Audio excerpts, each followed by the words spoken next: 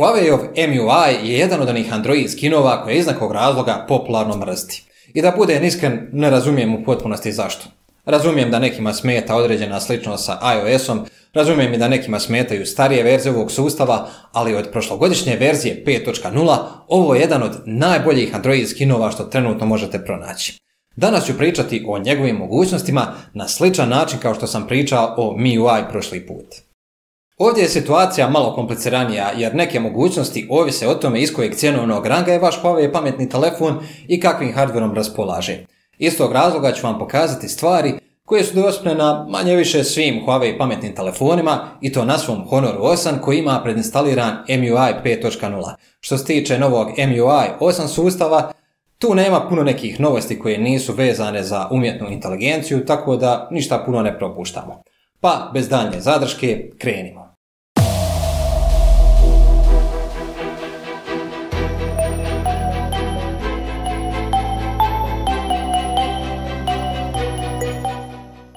Kao i svaki Android skin koji drži do sebe, tako i MIUI ima mogućnost promjene tema. Teme obuhvaćaju veliki dio sustava, od izgleda ikona, ugrađenih aplikacija i zaključanog zaslona, pa sve do boje u notifikacijskom centru.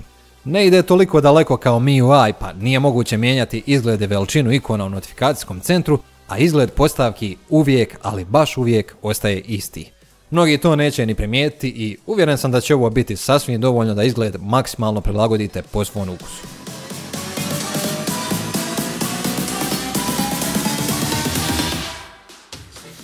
Jedna od najčešćih zamjerki koju čujem za MIUI je nedostatak ladice za aplikacije.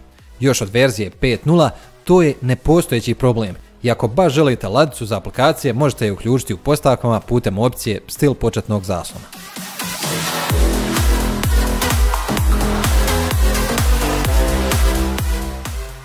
Koliko ste se puta našli u situaciji da imate doslovno par sekundi da kamerom uhvatite neki trenutak?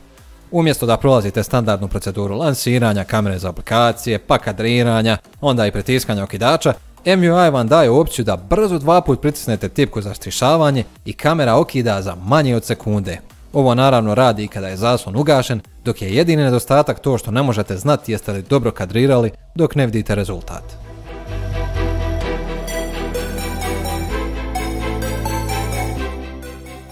Zaključani zaslon na Huawei i Honor telefonima nije samo ono što vidite, nego ono i što ne vidite.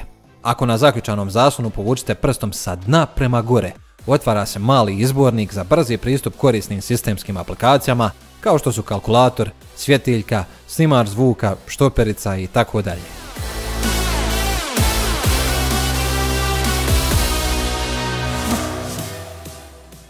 Kakav bi to moderan operativni sustav bio, a da nema načina rada jednom rukom? Do takvog načina rada dolazite klizanjem od home tipke lijevo ili desno, ovisno o tome jeste li ljevak ili dešnjak. Samo se prije sjetite da omogućite ovu opciju u postavkama.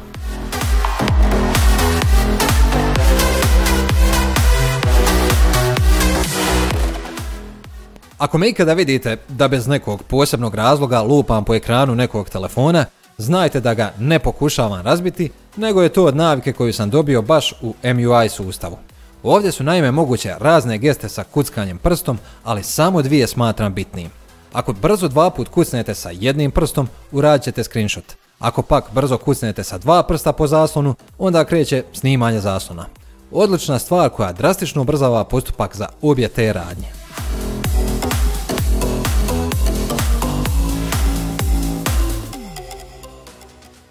Ako vaš Huawei ili Honor pametni telefon ima skener otiska prsta koji je pored toga tipka, onda mu možete zadati neke korisne funkcije. Na primjer, ja sam na Honor 8 stavio da kratki pritisak otvara Google aplikaciju, a dvostruki pritisak Shazam aplikaciju za prepoznavanje glazbe.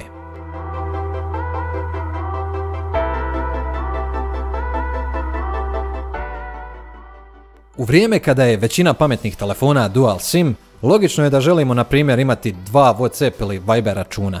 MIUI nudi mogućnost korištenja dvojnih aplikacija, ali iz nekog razloga još nema podršku za Viber. Također, MIUI ne ide tako daleko kao MIUI, pa nudi mogućnost dvojnih aplikacija samo za Messenger aplikacije.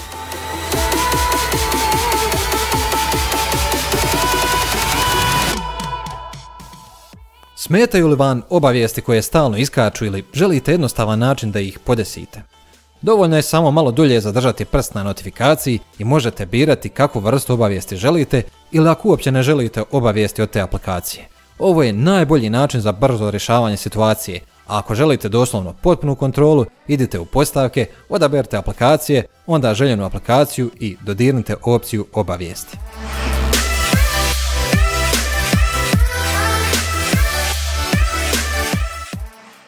Automatsko uključivanje ili isključivanje telefona djeluje kao nekakva logična stvar, ali bi se začudili koliko telefona uopće nema tu opciju.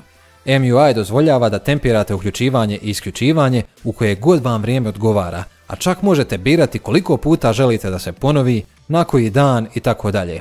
Ovu opciju možete pronaći ako odete u postavke, inteligentna pomoć i odaberete zakazano uključivanje i isključivanje.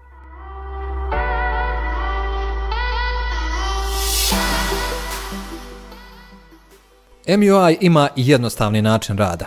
Jednom kada ga aktivirate, početni zaslon se sastoji od velikih pločica, a u isto vrijeme ikone i font također postanu veći. Ovo je odlična stvar za imati u vidu ako kupujete telefon starijoj osobi ili nekome ko nije baš na ti sa tehnologijom.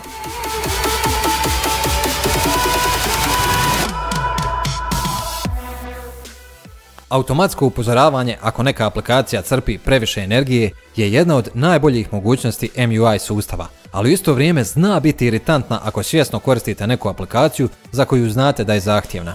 Srećom, te obavijesti se mogu isključiti za pojedinačne aplikacije. Idite u postavke, zatim aplikacije, odaberite željenu aplikaciju, odaberite opciju baterija i tu isključite obavijesti za bateriju.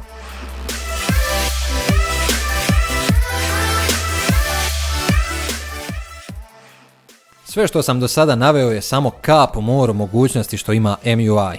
I ovdje, baš kao u MIUI, ima plutajući dugmica navigacijskim tipkama, ali nije moguće mijenjati funkciju niti ga sakriti. Ima i mogućnost da doslovno u detalj podesite toplinu boje zaslona i tako ga maksimalno prilagodite svom ukusu. MUI 8 na primjer ima čak i tamni način rada koji je odličan za AMOLED zaslone, a samim time i bateriju.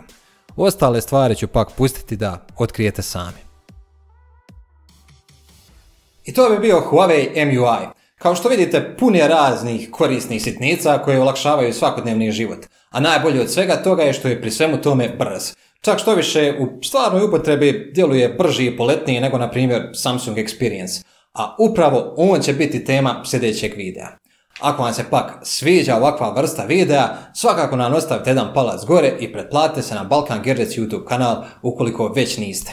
I za kraj mi recite, kakav se vama čini MUI i koji je vaš najdraži Android skin?